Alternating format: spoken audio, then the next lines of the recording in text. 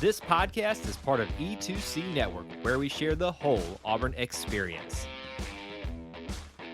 War Eagle Auburn fans, welcome to No Huddle, your source for Auburn football news and discussion, part of the E2C Network. I'm AJ Richardson, and I'm also here with Jared Davis, my buddy, my pal. Jared, you got to go to the game against Alabama A&M. Obviously, we scored lots of points, 73-3. Tell me about it. Your whole family went, your kids, your wife. Looked like you had a good time based on some of the pictures I saw. Tell me about it. What was the time down on the plains like? Yeah, I mean, it was game-wise, you couldn't ask for much better. Although the funny thing is, when it goes like that, you're like, oh, you kind of get a little bored by like the third quarter. It was so funny. We're kind of like, oh, what are we gonna do now? I mean, we looked up, and I think we had 21 points, and my wife looked at me and she was like, "That's still minutes," and I'm like, "Yes." But the whole family went. It was fun. My youngest son, he's hit and miss on getting involved. He loved it. It's just a great experience for the family. We actually thought about leaving in the third just to beat traffic, but then we remembered the light show, and I'm glad we stayed because my oldest got the swag surf and all that. They liked it. They had fun, man. Everything was neat. The weather actually wasn't terrible. I mean, it wasn't cold, but it could have been hotter. So, yeah, all in all, one of the better first games I've been to. Yeah. I mean, there's not many other first games that I can personally think about that were this good. Like, it genuinely reminded me of certain games where, like Gus Malzahn's offense was just rolling. Like, he had the defense figured out, and his offense was just rolling. But what's crazy is this was our first game. I mean, think about last year where we struggled in plenty of games on offense, and I did not see hardly any struggles. Minus, I feel like the couple fumbles or maybe like a pass that's overthrown or whatever. But for the most part, I mean, putting up 73 points is no easy task for any offense. Like, I was watching the game with some Alabama fans and Auburn fans in the same room. So we had two TVs up. One was playing the Auburn game and one was playing the Alabama game since they were both playing at the same time. We had a little like side bet going on with the Alabama and Auburn fans that were watching it.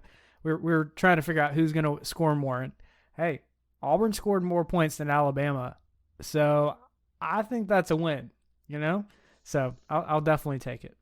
Hang a banner up. I think we should. We in fact, we were only beaten out by Ole Miss. I think Ole Miss put like 76 up. So yeah. Well, and I would argue, because it was kind of weird, the last, I don't know if you noticed this in the stadium, but they only put up 10 minutes in the third quarter and fourth quarter. So instead of the normal 15 minutes, they shrunk it down. Which, I started to think, you normally have, a 60-minute game. The coach is all about play the full 60 minutes. And then now we can shorten it to like 50 minutes or even shorter if you really want. That to me is kind of funny. I mean, I get it, especially if it's a blowout. But I just thought that was interesting. What was your thoughts on the slightly shorter game? Did you notice anything different? So I did not until like 6 minutes left in the third, and I was like, wait a minute, that was fast. And then everybody around us started talking. We realized at that point, because we don't have the commentary, I don't know if they were telling y'all on TV, we didn't catch it until 4 or 5 minutes in that they weren't playing full quarter length. So, and I think I've heard that rule, like both teams have to agree to it. Yes, they do. And I don't know why Auburn would not have. I guess Alabama A&M would have been the one to not, maybe, but obviously everybody agreed, and I get it. I mean, at that point, just don't get people in. Yeah, and I think really on Auburn side, the only negative of that is that's 10 minutes potentially that you don't have. Like for example, Walker White didn't get to play, and this would have been a good game for him to get some extra reps, but because of the short, fourth quarter and third quarter, he wasn't able to. But I mean, for Auburn, I feel like there was things that could be noted for success. What could this be for this game? And I was looking at passing game. Our wide receivers was, for example, Jarquez ready to go. I mean, Jarquez was ready to go. Literally his first touch, dove into the end zone. On on like a 30-yard run. It's like that's the kind of stuff you saw. The offense was honestly in kind of, it looked like mid-season form. Like they knew what they were doing, even though I've heard from the coaches it looked pretty basic. Didn't matter. They pretty much whatever offense wanted to do, they did. And that's the kind of thing that you want to see out of a game like this. Another thing that I was thinking would be a big success is, hey, are we, for the recruits that were in town, like Deuce Knight, he's currently committed to Notre Dame. Are we going to show him as a 5-star quarterback that we can pass the ball? Do we have offensive threats at wide receiver? I think Deuce Knight got a good picture of that based on us throwing the ball around. We had 451 yards passing. We also had a big linebacker, Jermichael Garrett. I saw him posting some stuff. He had committed to Auburn back in July. So, I mean, like, all of that for a game like Alabama A&M I want to get your thoughts. I mean, I know you've been to plenty of games. Have you ever been to one as quote-unquote small as Alabama A&M, but it felt like the whole stadium was rocking? Is that the same feeling that you got from this game? Yeah, I mean, it was a packed house. I mean, I know my wife was saying, well, it's the first game, and I agree it is, but I've been to first games that were not sold out just because it's so hot, right? I mean, yeah. It did help it was at night, but everywhere I looked, there were a few areas, maybe there was a seat or two missing, but it was packed out. Everybody was involved. Student section was there early. Student section stayed pretty much the whole game, which I don't really get. I know that people make a big deal about them leaving. I don't really, but I did happen to notice that large majority of them were still there. Excuse me. Mm-hmm. Yeah, man, it was a fun environment. I mean, on defense, you're not getting the same level of volume as you are because we don't feel it's needed. But in the very first few possessions, or that time they caught that fluky pass that got to the one, and we're like, wait a minute, we don't want to give up a touchdown. It got pretty loud on defense even. So it was fun, great atmosphere. I mean, listen, I know it's Alabama A&M, okay? I'm not under this illusion that we're going to do this against everybody or that we're going to go on to have a great year. I don't know that, but I do know even teams like that for the past 5 to 7 years, like Jarquez's run, he would have had to have juked there would have been somebody in the backfield. He would have had to make a juke, get around that guy. Everything was clean. Yeah. Nobody was even, I know he went outside with it and that led to the touchdown, but nobody was even there to make a tackle until 7 yards down the field. So everything was clean. We weren't getting pushed back, at the line of scrimmage. These are things that, I can very vividly remember 2017 Auburn, and that team went on to have a great year, but we're playing Mercer, and we are struggling. And, we're getting Carry-On's having to make jukes before the line of scrimmage just to get yardage. And that's been a very common theme against teams, and they were focused, man. The team was focused. This is a am I focused or not game, and everybody was focused in this game. Well, you could feel like they were all bought in. I mean, it was everybody knew we got something. We got a good plan for this game. But I think it's just like finally, after 3 straight losing seasons, I feel like Auburn's been on the cusp of having winning seasons the last 3 years. But like we just can't push over that. I'm a big believer in kind of the momentum of a season. And even a game like this, the momentum's going to carry you. And I believe that's going to carry us into the Cal game and even further because, hey, this shows everybody on offense we can do it. We can score big plays. We can score in the red zone. Our defense was incredible. They stopped pretty much Alabama A&M except for that weird fluky pass, they did what they needed to. So let's talk about just a few of the players that I wanted to highlight on offense. Obviously, Peyton Thorne did really well. He had a 95.1 QB rating, which was 3rd in the SEC and nationally 6th highest rated QB in the nation. I'm not saying he's going to be a Heisman by any means. He's not even close. But he is having fun, though. He is.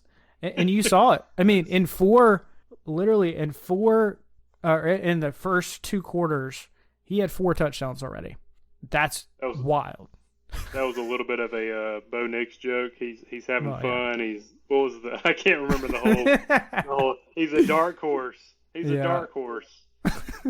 Yeah, and I think Peyton's pretty good. I'll say this. If he does that every game, he'll win the Heisman. Oh, Let's yeah. just go ahead and say that. If Peyton Thorne does that every game this year, he'll win the Heisman. I would not doubt it. And then we also got to see Hank Brown a little bit, which was kind of fun. He had a good pass to Malcolm Simmons for a long touchdown. We also saw a kind of questionable pass to the end zone. That's putting it nicely. Yeah, but hey, he saved him. Sam Jackson saved him for sure and got our touchdown. Anyway, I was just waiting for Hank Brown to just chuck it. Like, he's got such a good deep ball, but I was like, that's questionable. I don't know if I would have done that. He probably got reamed out by Hugh for that. But still, it's a touchdown. And then Holden Garner showed up as our third quarterback. He was 2 for 2 and 33 yards. Pretty good. Walker White didn't get to play. Running backs, again, the key thing here was, did we come out and run the ball when we needed to? And it was pretty evident we did. Jarquez came out. He had that hurdle. It's wild. I love Jarquez. I see why he's our top running back, but it was encouraging also to see guys like Damari and Jeremiah Cobb come out and also have some fun. It was a good time. Good time overall. A few other things with wide receivers. So just a couple fun stats here, because I was like, man, I just feel like we have not had this many wide receiver threats in so long. But this is one of these stats that makes you happy, but also makes you sad. So here's the stat. Auburn wide receivers during the Alabama A&M game had a combined 6 touchdowns. Looking back at all of last year, all of the 2023 season, the wide receivers had a combined 7 touchdowns. What? 6 in this one game versus 7 all of last year. I think that just shows you how much better these wide receivers are. And it looked effortless for a lot of them. Multiple times, like I was thinking about Malcolm Simmons, one of his, it just looked like he just got up to a speed that nobody else could get up to. And it's like, that's incredible. And Malcolm Simmons hasn't even been the big guy in the offseason like Cam Coleman. Cam Coleman still had a great day. Touchdown catch for him. I'm just happy that we have wide receivers. Thank goodness for Marcus Harris, our wide receiver coach, and Hugh Freeze doing work to get these wide receivers. And I'm just so thankful. Did you see the SEC Shorts video this week? You ever watch those? Yeah. He said, first off, the Vanderbilt guy coming back. Oh, yeah. The Auburn guy in the room is talking to the big guy, and he's like, get this, our receivers caught the pass, and they ran after the catch. Have y'all been doing this all this time? And it was hilarious, because we're like, it was painful, but it was very true. It's like, have y'all been doing this all this time? I know. Like, to have wide receivers that actually catch the ball and run after they catch it, what? Inconceivable. Amazing. I feel like we're cheating. I know, right? But good times there. All right, let's talk a little bit about defense here. They had a very good day. They besides that one fluke, pretty much allowed only 240 yards. And again, most of that I feel like was just like second half, and we probably had our backups of the backups in there. But they still only allowed 3 points the whole game. And I think that just shows that our defense right now, pretty good spot. We'll see. Cal coming up will be one of our first true tests. And third down conversions, I feel like that's always it's almost like the gauge besides the yardage. How is your defense doing? And our third down defense, we had 16 third downs, or Alabama A&M did. We stopped 2, or all of them except for 2. So, you're stopping 14 out of 16 times that they line up at third down. That's solid. So, very excited for that.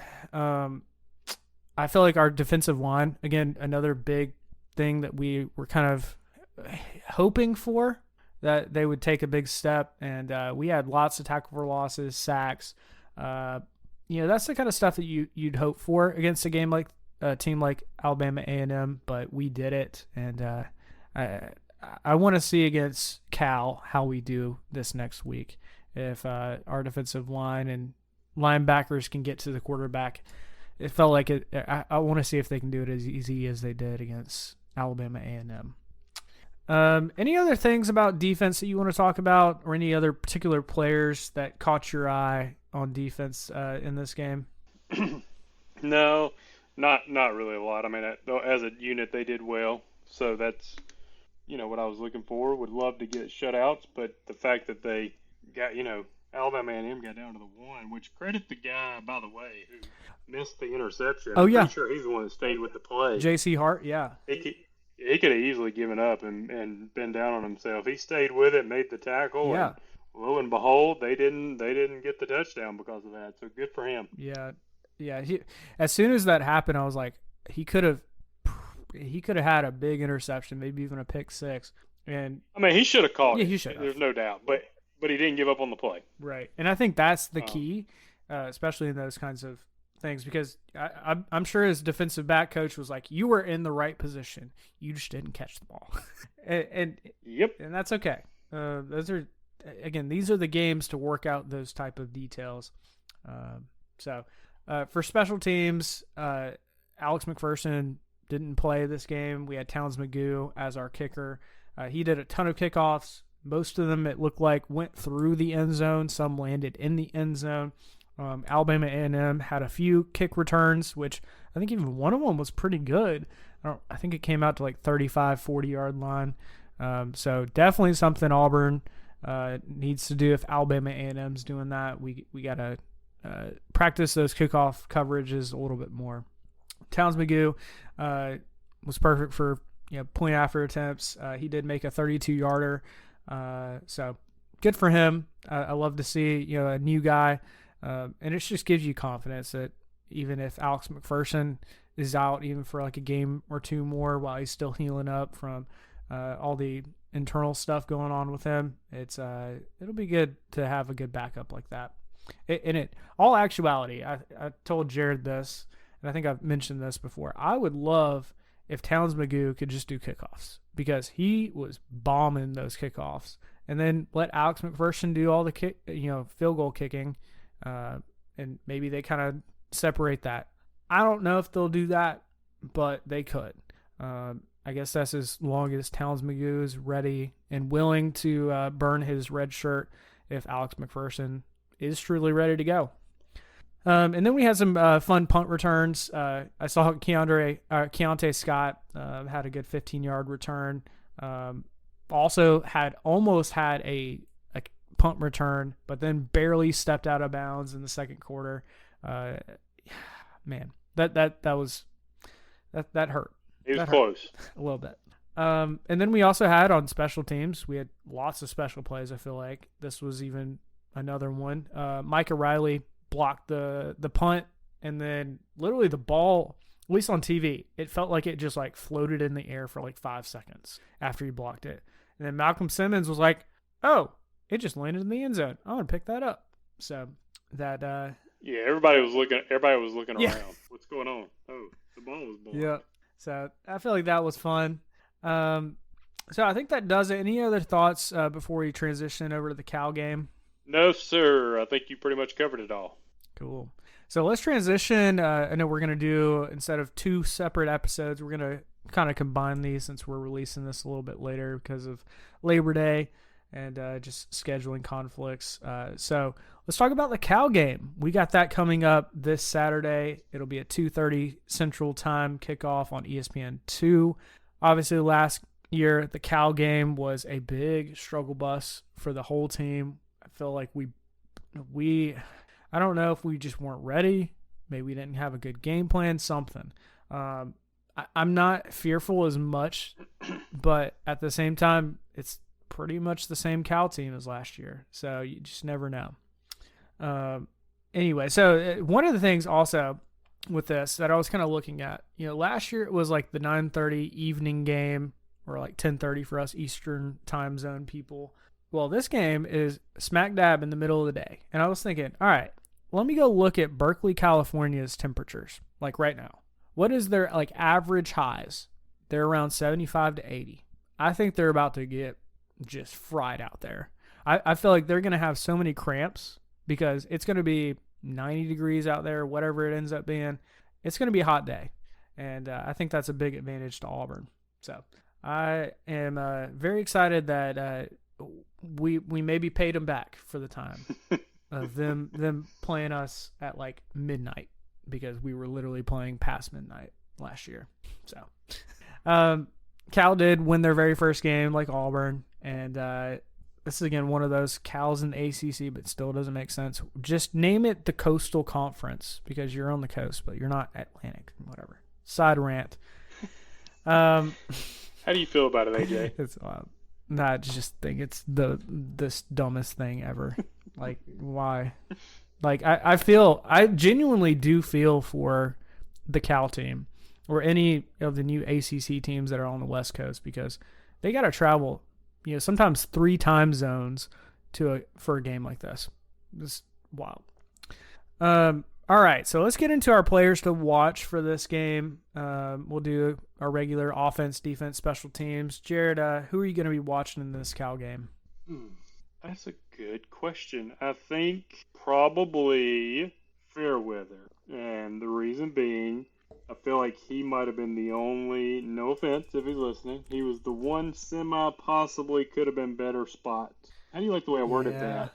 I didn't say he wasn't a bright spot. He possibly could have been better spot of the game. Like, he could have. There was a couple of plays he could have made that he didn't. We know he's capable.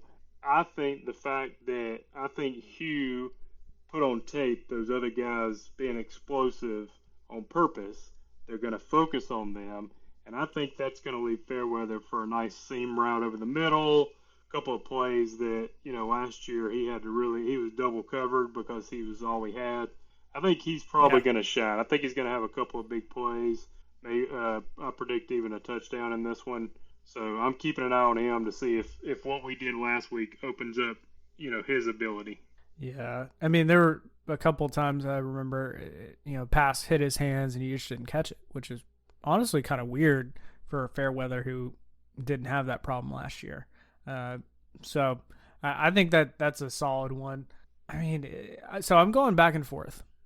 I want to watch Peyton, but I'm also going to be watching, obviously, wide receivers, see how they do against a better secondary than Alabama A&M. I mean, I do want to see, does Peyton, I feel like this time around, he doesn't have Robbie Ashford kind of, in the back seat swapping out every other play, it feels like. No, it's Peyton's offense. So I guess I'm leaning a little bit more towards Peyton, but I mean, any of the wide receivers, they could easily just go off. And Peyton seems like he's capable of getting it to him based on our very first game, where it just felt like he was just chucking the ball around and people were catching it and scoring touchdowns. It was beautiful. So I'll be watching Peyton. Let's switch over to defense. Who are you going to be watching for Auburn on defense? I guess I'm probably going to go with McLeod. I mean, I think he got our first sack of the season, and I think he can really impact a ball game. Yeah. And if we can get in there and get a couple of sacks early and get up maybe 10 or 14-0, I think I don't think we blow them out, but I think it'll be a game where we don't even they know they're not coming back. So it's going to take a couple of big defensive stands in the beginning to do that, and I'm going to count on the D-line and specifically McLeod to do that. Yeah. I was leaning originally towards Jalen, but since you took him, I'm going to go with Keontae Scott. My apologies. I need to do a better job of keeping up with who you're going to go with. Apparently you can't read my mind. I know, right? But I do think Keontae over the kind of fall camp was a little bit banged up. He got to play a few snaps against Alabama A&M. I think really just trying to test him out, see how he's doing. I'm going to definitely be watching Keontae. All right, special teams. Who are you going to be watching? I mean, you got to go Towns, right? I mean, it's Yeah. and that whole situation is. I guess have we announced that it is still Towns, or do we know anything about McPherson? Have you mentioned that? I have not. Have you okay. heard anything? No, I have not. So, really, the big deal is who's the kicker, and then how's he going to handle? I don't think it comes down to this, but it is possible that this game comes down to a field goal, right? I mean, Cal is a very worthy opponent. I will be disappointed if it does, but it could. So we need him ready. Can he? Yes, he made kicks when the game didn't matter. Can he make kicks when it does? And this is a game that it possibly could come down to that. So I'll be keeping an eye on him. He's a true freshman, man, and his kicking is so much mental. So hopefully we don't find that out, but I'm going to keep an eye on him in case we do. Yeah, I mean, even if we here's another kind of angle with that. With the kickoffs, we saw Towns, booting all of his kickoffs, into the end zone. Can he do that consistently over time? I have faith in him, but that's another thing that I think whoever's doing kickoffs, I want to make sure that happens. All right, and then I'll pick my man Keontae Scott. I mean, he's probably going to be our primary punt returner, and I'm genuinely envisioning a lot of punts from Cal in this game. And if Keontae, if we saw him last week almost break one against Alabama A&M, I know he's got to be itching for that. So I think he could potentially have a good day against Cal. All right, so let's get to our score predictions, and I did want to do based on we're doing a little game this year. Actually, a couple games, but one of them is our score prediction game, and so we're just doing difference of how many points we essentially the spread of the game and how far off were we. Well, I guess fortunately and unfortunately, Jared and I were way off from our score predictions for the game last week. You didn't predict 73 points, AJ? What's wrong with you? I'm a big Barner, but I'm not that big of a Barner. I was thinking maybe we're going to win like 45-3 or something. I don't know. But I think so Jared took a little slight lead in that he's up by 6 points on me there. So I get that on recording. Jared took. Oh, it actually is on recording. Sorry. So Jared is in the lead. I like that's got a good sound to it. Apparently, I don't like it. I'm coming back with his movements this week. Trust me, you will come back. I have no idea what I'm doing. You've seen my picks before. Yeah. So let's go into our score predictions. It looks like right now Auburn's favored by 13 points. ESPN is giving us a 81% chance of winning this game. I think, and this is just based on this last game. I know I'm a little hyped, but I think we're going to win by a lot more than the spread of 13 points. It could legitimately be like a 3, maybe even 4 score win. But it also wouldn't shock me, just being an Auburn fan. We get all super hyped about the first game, and then Cal comes in to Jordan Hare, and it comes down to a field goal. So it could be that way. But for this game, I think I'm going to go 24 points. How are you feeling, Jared? 35-10, yeah. Yeah, so that's what I'm thinking. Well, I'll give you extra bonus points if you actually get the score exactly right, 35-10. I'll give you a bonus point, okay? We have that on recording. I get a bonus point if it's 35-10. Yeah. I will take, in case, if you want to do 70, my bonus, I want to put up 70. Yeah, that's fair too. I think I'll give up any of my points in this game if we score 73 on Cal. Oh yeah, happily. All right, so let's go into the second game, and this is a kind of new one. I didn't do this first week, but I wanted to throw this one in here because I just feel like we have so many offensive threats. So our second game is going to be top offensive threat. The criteria will essentially be who scores the most touchdowns, and then based on that, say 2 players score 2 touchdowns, then the tiebreaker is going to be essentially who has scored or who has the most yards. So, for example, last week against Alabama A&M. Malcolm Simmons won it. He had a touchdown, and I think, let me pull this up. It was a lot of yards. 91 yards. So, well, actually, no. Keandre Lambert-Smith won because he had 2 touchdowns. So that's kind of how it's going to go. Again, highest touchdowns with the tiebreaker being yards. All right, Jared, since we have so many offensive threats this year, I feel like it's going to be tough to really, truly predict what happens. But for this next game against Cal, who's the top offensive threat for Auburn? Keandre Lambert-Smith. All right. Just to be different, I'm going to say Malcolm Simmons because I think the dude has some speed, and I feel like we're probably going to use Malcolm Simmons in some different ways that we didn't against Alabama A&M. That's a good choice. All right. So, final segment of the day, one of our fan favorites, and just a fun one for me to kind of like look at the SEC. Now that it's expanded, we're seeing lots of things happening. Like Nick Saban's no longer the head coach at Bama for the first time in 18 years. That was wild. This last week also, just kind of like looking at trends of things happening. There are 4 SEC head coaches already on the hot seat. Sam Pittman at Arkansas, Billy Napier at Florida, Clark Lee at Vandy, though maybe it's probably a little calmed down a little bit for him since they had a big upset over Virginia Tech. Shane Beamer at USC because they almost lost, which would have been wild to a nobody team of Old Dominion, and I wanted to say Freight Company because who thought Old Dominion would ever beat South Carolina, and they almost did. It literally took to like the last couple minutes of the game. Another couple big storylines from the SEC that I noticed. Georgia blew out Clemson. I wasn't necessarily shocked about how Georgia did, but I was more shocked about how bad Clemson was. And I mean, I could go on rants about like Dabo right now, but him just not using, the transfer portal, I think is going to be his ultimate demise in a couple years because it was very evident that Georgia just absolutely beat them at every point of that game. And then Clemson only had 188 total yards of offense. 188. Like, that should not happen for a top 25 team.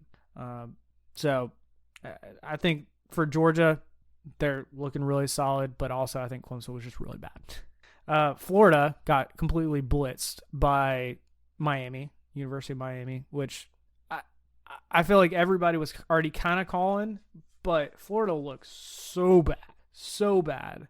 And Billy Napier at Florida, I mean, goodness. Like, if it's any sign to you, like how bad the game was, just picture this, and you probably saw this. You might have saw this highlight. Literally, a Miami player scored a touchdown, went over to the Florida. This is in Gainesville. The Florida recruiting section did the Gator chomp right to the Florida players and said, "Hey, don't come here. Come to Miami." And they straight up were just saying that to the recruits. I mean, if I was a Florida recruit to this game, I'd be like, yeah, I'm not coming to Florida. This head coach is about to be gone, and they're in the dumps right now. They will not be even competing for at least a year or two after I get there. So I think that was just wild to me. Vandy upsetting Virginia Tech. We already mentioned that one. That was a little surprising. But good for Vandy. They got a lot of, it sounds like, offensive threats, which is kind of strange. You don't necessarily think that at Vandy, but they did. They started to play one against Virginia Tech. And then I noticed at Texas, Arch Manning, he didn't get the start, but he did get his first passing touchdown in college, so good for him. And then, this was another big game. Texas A&M beat Notre Dame and got beat by Notre Dame. I'm sorry. And then I was like, oh man, like this is just too good. Like, I am so happy that Texas A&M got beat out, but also at the same time, I'm not the biggest fan of Notre Dame. And really at this point, I was just watching the Texas A&M team, and their offense looked just really bad. Now, I know Notre Dame's defense is pretty good, but like it was really bad. Their quarterback was 41% passing, had a couple interceptions and no touchdowns. So I think it's going to be a rough go for them as far as offense. And I mean, they got a new head coach, so they're going to have to figure out a lot. I think that's mostly it. I mean, we did see some other games like LSU lost in the very last few seconds against Southern Cal. But, I don't mind when Brian Kelly loses. I don't know. Just don't like the dude. That's it. Brian Kelly took the loss pretty well, right? He didn't bang a table or do anything silly, did he? Okay. No, he didn't do anything. He looked like he seemed to be pretty calm. He had his anger management classes right before that. You could tell. If I'm an LSU, listen, this is coming from Auburn, right? We don't know right now what Auburn has. We don't know what we're going to be. If I'm an LSU fan, I'm a little worried. Yeah. Because, I mean, anybody would have said probably outside of Kirby Smart, Nick Saban, that at that moment, Brian Kelly was probably the guy. It was a huge splash. Came out of nowhere. Like, wow, didn't think y'all would land him. And he's not doing it. Like, they're playing really well. Jane Daniels was putting up 600 yards last year in a game, and they would lose games. Yeah. I mean, and then now this, and it's like, listen, they may turn it on and be in the playoffs, but I'm starting to get a little worried that he's not going to get you where LSU wants to be, which would be amazing because Les Miles and Ed Orgeron both won championships there. Which made me think anybody. I actually thought AJ could have won a championship there since those two guys. I could have. And if Brian Kelly can't do it, that's odd to me. Like, I thought it was a slam dunk. When they got him, I'm like, oh, there's another championship. So funny thing is, one of my college football video games, I have a dynasty with LSU, and I named my head coach for LSU Bo, but Beaux, like the Louisiana. Bo Boudreaux. And I was like, oh, come on. Anyway. I literally, I feel like I could. I feel like I do better in my video game than I think Brian Kelly does, so pay me. Real quick, this has nothing to do with Auburn, but Bo Nix not only has been named starter, he has been named captain for the Denver Broncos. I saw he was starter, but captain, that's on another level. He just got named captain. Yes, sir, he Love did. it for him. So thank you, Brian Harsin, for getting him out of here. I guess so. That's sarcasm. I know. I mean, he's already captain as a rookie quarterback. So that's just, I can't believe we let that guy leave. I can't either. But anyways. Anyway, I think this was a good first week. I feel like there were lots of teams that scored lots of points, just like the SEC short video that if you watch that, lots of teams scored lots of points and beat lots of teams. But then you had some interesting shockers. Like, I did not think Brian Kelly would need to calm down a little bit, but here we are. I think he's feeling the pressure. And I did not picture Vandy upsetting Virginia Tech. This is wild. Just wild. So, really excited for week 2, and it should be another good one. Looking forward. I'll be down on the plane, so I think Kyle is also going to be down there, so looking forward to seeing the Plains again, being down there for a game day. Jared, any other final comments before we get out of here? No, sir. I think we covered it all. Cool. Well, you can stay in touch with me at AJY __ on X. Jared, where can they stay in touch with you? You can find me on Facebook under my name, Jared Davis. And it's always great to be an Auburn Tiger and War Eagle. War Eagle. Thank you for tuning in to today's episode on the E2C Network. On your way out, I want to remind you to stop by e2cnetwork.com. It's your one-stop shop for all our content across our podcast, YouTube channel, and much more.